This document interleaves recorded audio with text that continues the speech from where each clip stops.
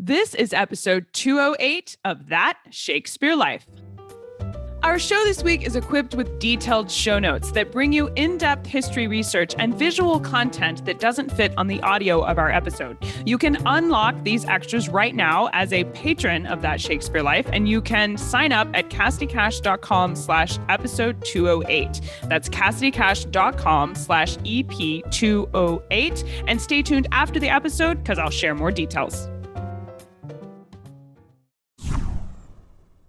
And the travel writings were probably the things that made him most popular in the period, actually, his wonderful adventures on the road. And some of them really were crazy, even more than the walk to Scotland. One was the maddest one of all.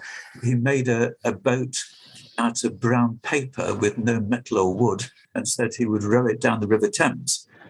And of course, thousands of people lined the banks to see what was going to happen. Welcome to That Shakespeare Life with Cassidy Cash. Cassidy believes that if you desire to successfully learn or perform Shakespeare's plays, then understanding the real life and history of William Shakespeare himself is a must. That Shakespeare Life is the podcast that helps you go beyond the curtain of some of Shakespeare's most iconic works and explore the world of early modern England as Shakespeare would have lived it, learning from the writers, historians, and performers who know it best. And now, here's Cassidy. John Taylor is a poet contemporary to Shakespeare, but with a decidedly unique approach to the writing profession. John Taylor trained professionally as a waterman or a river worker who taxied passengers to and from city destinations on the rivers like the River Thames in London. John Taylor used his occupation as a waterman to talk with the various playwrights, actors, and patrons while they were on the boat with him between destinations. Over the years, John Taylor used what he learned from these conversations to craft himself into a poet with the purpose of reinventing the unglamorous and ridiculed 16th century opinion of the profession of waterman into a more glorified occupation by naming himself the water poet. Taylor's work did manage to earn him a position of leadership in the Watermen's Guild, and he would write elegies for not only James I, but John Taylor was the first person to write about the death of William Shakespeare when he wrote a poem mentioning the bard in 1620. Here today to tell us about the life and exploits of this truly unique character from the life of William Shakespeare is our guest, Bernard Capp. Bernard Capp was born in 1943 at Leicester, England, and educated at Oxford from 1962 to 68. He taught in the history department of the University of Warwick for 52 years from 1968 to 2020. Bernard is now emeritus professor of history there. He is also a fellow of the British Academy and has published 7 books on early modern English history, mainly with Oxford University Press, with an 8th coming out this year on British slaves and Barbary corsairs, along with numerous articles and essays. You can find links to Bernard's work on Amazon and in the show notes for today's episode. Hello, Bernard. Welcome to the show. Hello, Cassidy. Great to be here. What was the waterman's station in society? I mean, were these high-class individuals, or did the job hold a particularly high esteem, for example? No, more like the opposite. It's a rather low status occupation. The watermen were notorious for being loud and quarrelsome and very rough and ready, sometimes drunk. But they had very strong opinions. They were opinionated and would hold forth to their passengers, whatever their status. The equivalent would be, I guess, very much like taxi drivers, cab drivers today, with a similar culture in a sense of being independent, and they would say and do their own thing. So what made John Taylor want to become a poet? I mean, we look at his history and he was heavily invested in watermen's guilds and in this industry. Was he intending to change professions when he took up literature? It's a strange story, really, because, I mean, he didn't have very much education. He left school at the age of about 11 or 12, only moved to London at that point. He knew that, well, poetry was not really a profession that brought in much in the way of money, just like today, in fact. So it'd be very difficult to make a career as a professional poet in that period. You could only even hope to do it if you won the patronage from the king or some member of the royal family. He did try that, but there was never really much chance, given his sort of status and background. He might have made a very modest career, perhaps writing ballads, but he wanted to be more than just what he called a rhymester, a balladeer. He wanted to be taken as a serious poet. So I suppose when he was going to and fro in his rowing boat, he'd have met writers, actors, and so forth, people going to the theatres, to the playhouses. And he says he always liked reading everything and anything. And he tells us that one day he suddenly got an itch to try writing himself and discovered he had a natural talent for it. And it took off from there. And I guess it was the novelty of a waterman writing poetry that helped launch him as a poet, in terms of getting things published and becoming well known, just as it might today if a cab driver suddenly published a book of poetry. Now, remind us which publication you're talking about here when we're saying that John Taylor is telling us this. What did he write that cataloged this information? His first piece was a little pamphlet called The Sculler, and he explains there how he's trying to turn from sculler, that's another word for rower, oarsman, into a scholar, a person who's into the world of poetry and literature. So he gives a few biographical details then, but I don't think he was thinking that he could, well, I suppose his dream might be to make a career, make a livelihood out of writing poetry, but it was more, I think, wanting to get his writing out there, to be accepted, to be recognised as a poet. So how did John Taylor come to be on an expedition with the Earl of Essex? Well, he was a waterman. He'd spent 7 years as an apprentice waterman, and then he was part of the Watermen's Company. England was at war all through the 1590s. The famous Spanish Armada was 1588, but the war with Spain carried on for the next 15 years, and mainly being fought at sea. And when the Queen set out a naval expedition against Spain or Spanish commerce and the Spanish treasure fleets, that they would draft or dragoon literally hundreds of watermen to help crew the naval warships. And so it was on that basis that Taylor was drafted into the Navy for a couple of expeditions, one in 1596 under the Earl of Essex against Cadiz in Spain, a raid on Cadiz, and another one the following year to the islands, the Azores in the Atlantic. That was before he'd started writing, so we don't know much in the way of details of his adventures in war. It would have been fascinating if he'd written his memoirs. Now, we know John Taylor held a leadership position with the King's watermen under James I, but what exactly was the purpose of the king having his own watermen? Was that related to the Navy and the military, or? And I guess I'm wondering whether or not John Taylor would have had direct access to the king for being a part of this group. Well, the king, the royal family, has sometimes travelled by on the water, up and down the River Thames or across the River Thames. They had a royal barge, and they would need, a dozen or so, 20 oarsmen to row the royal barge. And the important thing was, I was saying that the watermen were a pretty rough breed. So the king would want rowers who were respectable and reliable and not drunk.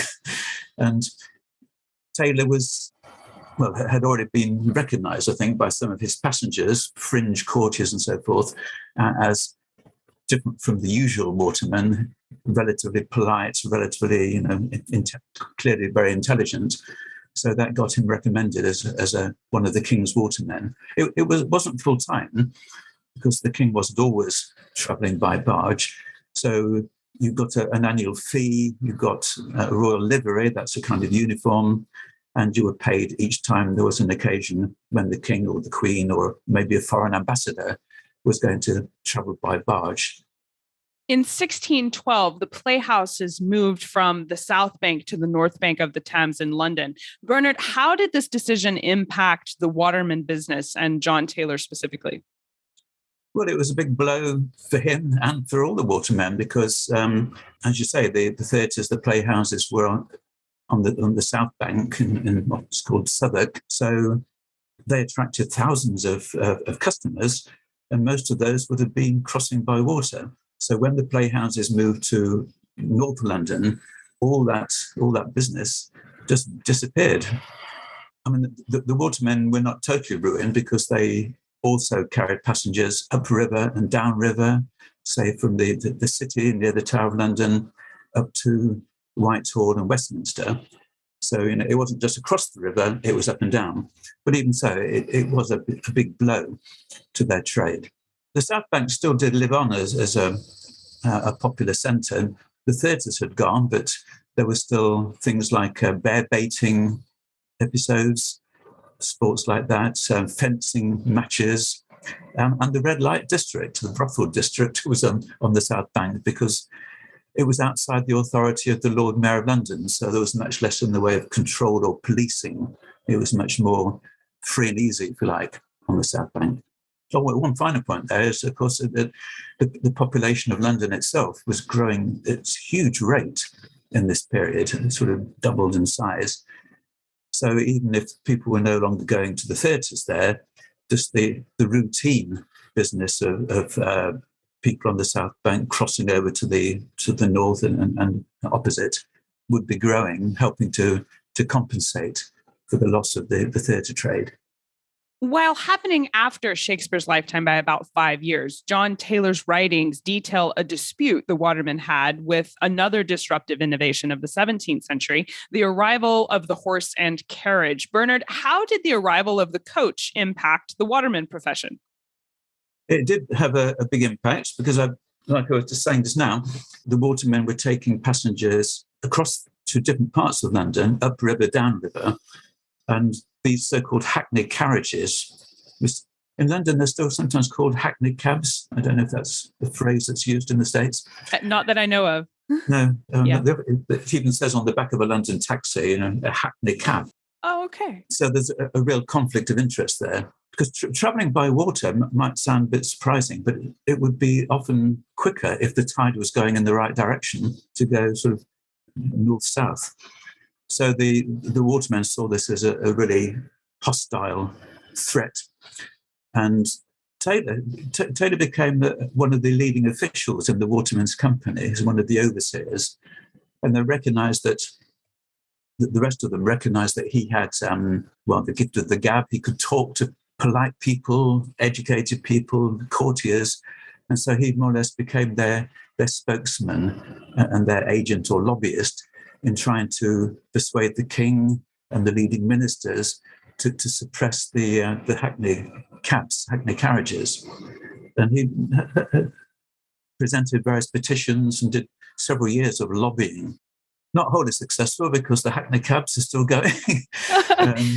It gave him prominence, and of course that gave him even more close contacts with the king and the royal family and other members of the Privy Council and the government. And I guess you mentioned that the hackney cabs are still going. I'm going to ask, I assume water taxis are obsolete in London, or are there still some you can find there? Well, funnily enough, they had been obsolete for probably centuries, but something rather similar has actually come back into practice in the last sort of 5-10 years. You can now get a water boat that goes down river and back up river, stopping off at a number of points, which is actually, they're much bigger. They would carry perhaps 100 people or so. But some people now use them for commuting from the suburbs to their office in central London. And it's a very nice way of traveling. It sounds like a nice way to travel. I'm sure John Taylor is excited to see them make a comeback. Yeah, yes, I went a few years ago. I was doing something at Greenwich, the Maritime Museum and so forth, and went down by water on one of these, I forgot what they're called, river equivalent taxis. And it's much more enjoyable than the tube. Certainly a better view. Well, yeah, absolutely. How did John Taylor succeed in his efforts to be a poet and this reinventing the reputation of the waterman in London? Did his writings and poems achieve any kind of notoriety during his lifetime? You mentioned he was kind of a novelty, but I wonder if someone like William Shakespeare would have known about him, for example. I think Shakespeare would have known about him. Everybody had heard of John Taylor. I don't think Taylor actually knew Shakespeare. I'm sure he would have told us if he did know Shakespeare. He did get to know quite a lot of the playwrights and literary figures of the time, people like Samuel Rowlands, Thomas Dekker, a number of others. And he knew Ben Jonson. He sometimes called himself one of the sons of Ben. Ben Jonson's circle of friends and acolytes. I think Taylor was right on the fringe, but at least they were acquaintances. Did he succeed as a poet? Well, he became hugely famous. But when he travelled around England, wherever he went, he found people who had already heard of him, who knew some of his writings. So he was a kind of almost national celebrity in that sense. But he wasn't really respected as a serious poet in the way of, Spenser or Sidney or Shakespeare and Johnson, indeed. And he found that very frustrating. He really wanted to be taken seriously. And the most amazing thing is that in 1630, he issued his collected works in a huge folio volume, and only Shakespeare and Johnson had appeared in that format. Now, that doesn't actually mean that Taylor was seen as the equal of Shakespeare and Johnson, but it does show just how ambitious he was to win recognition, to win acceptance as a serious poet. Oh, and your other point about one final point on that. He found wherever he went, he found people who knew him or knew his writings. And the most amazing anecdote is that we have the text of a school play from the 1620s or so, written by a school teacher in the provinces for the school boys to perform. And part of that play includes a little passage about John Taylor. And the writer clearly assumed that the boys and their parents would know who he was, would be familiar with him, which is extraordinary. So he did achieve quite a good deal of success, at least in certain parts, which is remarkable considering where he started. Yeah. Now, I know that Ben Jonson talked about taking a walk to Scotland, but I wonder if John Taylor did something similar. Did he also take a walk to Scotland? Well, he took a walk to Scotland in the very same year, in 1618. And it was very different from, the king had gone the year before on a sort of grand visit. Jonson went to meet other poets and so on. Taylor went as a kind of adventure or stunt, really. He walked to Scotland, a long way to walk, and he said, I'm not taking any money and I will not ask anybody for food or accommodation on the way, which is quite a gamble. Is he going to die of starvation on the road? And the gamble was that he was such a sociable, outgoing person that people who he met on the road would get into conversation and would end up giving him food or accommodation. And the gamble was, if he got there, survived, and came back again, he would write up a story of his adventures on the road. And he persuaded something like a couple of thousand people, gentlemen and courtiers and all sorts, Londoners, to promise that they would then buy a copy of this at above the average price, so he would make a profit out of it. And the gamble was, would he survive? And of course he did. He only had to spend one night sleeping rough. Every other night he found someone who would give him nice accommodation and a good dinner. That's fantastic. I can't believe he made it. I mean, just hearing that story, I worry for him, like, oh my goodness, is he going to make it back? Yes. He was one of nature's optimists. Absolutely. Isn't John Taylor known as one of the first ever war correspondents?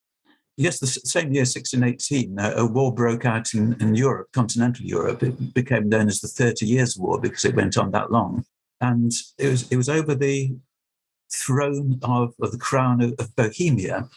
And a man called Frederick, a German prince, had just been elected as king of Bohemia. It was a strange elective monarchy. And Frederick was a good Protestant, but he was also married to King James's daughter. So England had a kind of personal interest, if you like, in what was happening. And the English volunteers went out as soldiers to fight for this cause. And obviously people were wondering what's happening. Is the news good or bad? What news do we have? And Taylor decided to go all the way to Prague in Bohemia to find out what was happening. And it was quite a bold journey. I mean, there's no phones, obviously. He didn't speak any foreign languages, no easy forms of transport. At one point, he tells us the guide refused to stay with him because it was too dangerous. And he ended up pushing his wheelbarrow with all his belongings, clothes and belongings, over a mountain pass. But he made it to Prague and met the king and the queen of Bohemia and a baby called Prince Rupert, who later became very famous in the English Civil War period. And then came back and published his story. And he tells us that just walking through the streets of London, he was stopped every 5 yards by some passerby who would say, tell us the news, what's happening there? So he's got a sort of claim to be the first war correspondent. What a fascinating character. I know we would love to explore the life of John Taylor further and to look into some of these things that he did over the course of his life. What are some of your favorite books or resources you can recommend we use to learn more? Well, some of his travel writings that have been republished, and the travel writings were probably the things that made him most popular in the period, actually, his wonderful adventures on the road. And some of them really were crazy, even more than the walk to Scotland. One was the maddest one of all. He made a boat out of brown paper with no metal or wood and said he would row it down the River Thames. And of course, thousands of people lined the banks to see what was going to happen. Surely it would just sink. And the bottom of the boat obviously fell out straight away, but it fastened some inflated pig's bladders as buoyancy aids. So he rowed down the River Thames half submerged, his feet and legs underwater, upper half of his body above water, and then got all the way down to the Thames estuary, the edge of the sea, and then, of course, wrote up a little pamphlet of the adventure. So had he lived in our time, he would have been a really successful television character. Absolutely. They'd make a reality show about him in a minute. Yeah. Now, Bernard, we ask everyone this next question here at That Shakespeare Life, and that's, what's the one book you would take with you on a deserted island? My friends in England tell me I'm supposed to allow you the complete works of Shakespeare and a copy of the Bible, so your choice would be in addition to those. Well, Shakespeare and the Bible are on every desert island. There's an English radio program that's been going for about 60 years, where guests are given the same question. My choice, I think it would be the famous diary of a man called Samuel Pepys. I don't know how well known he is in the States. It's probably the best diary in the English language. It's nine volumes. So but he was about 50 years after Taylor's time.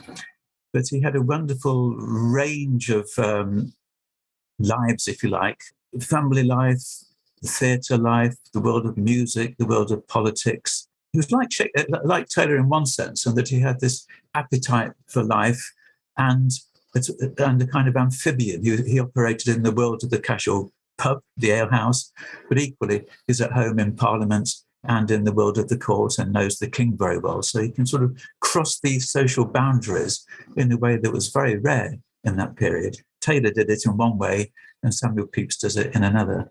It's a wonderful source if people aren't familiar with it. It sounds like a wonderful choice for sure, and certainly very interesting, something you could go back to again and again, because it does contain just a wide variety of fun things to discover about the time period. I think that's a great choice for sure. So what's next for you? What are you working on now that you're excited about?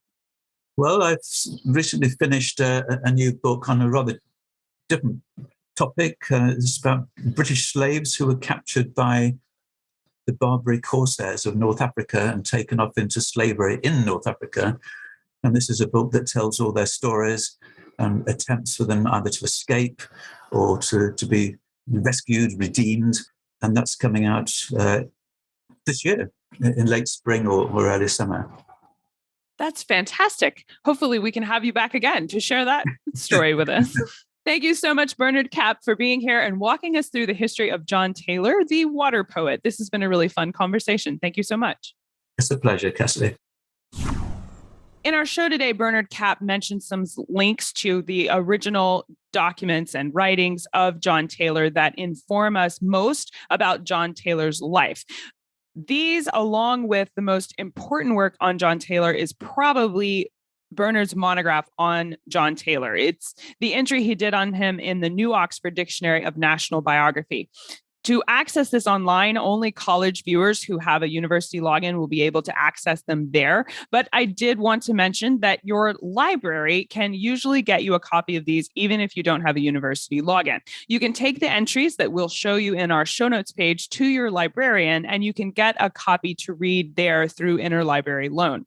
Also, you will want to check out Bernard Capp's book, which we will also link to in the show notes for today, along with a book called John Taylor Travels and Traveling, 1616 through 1653, and contains reprints of many of John Taylor's travels. We will link to all of these resources as well as this explanation again so that you can have it in the show notes for today's episode. Find all of this at CassidyCash.com/episode 208. That's CassidyCash.com/EP208.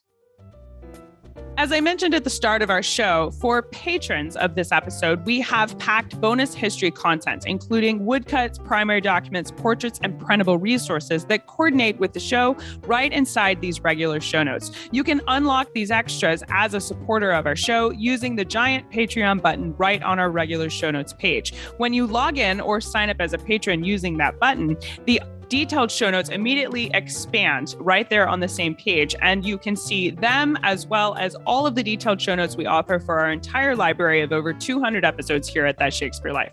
You can sign up in the show notes for today or go directly to patreon.com/That Shakespeare Life and sign up today to get these and all the great benefits of supporting our show.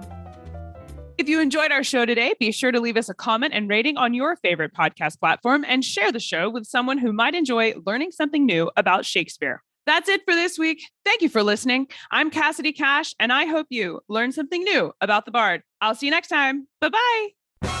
Thank you for listening to That Shakespeare Life. As always, the best conversations happen after the episode over at CassidyCash.com. Become a part of a vibrant Shakespeare conversation by adding your voice over at the website. Until next time, remember, when you want to know William Shakespeare, you have to go behind the curtain and into That Shakespeare Life.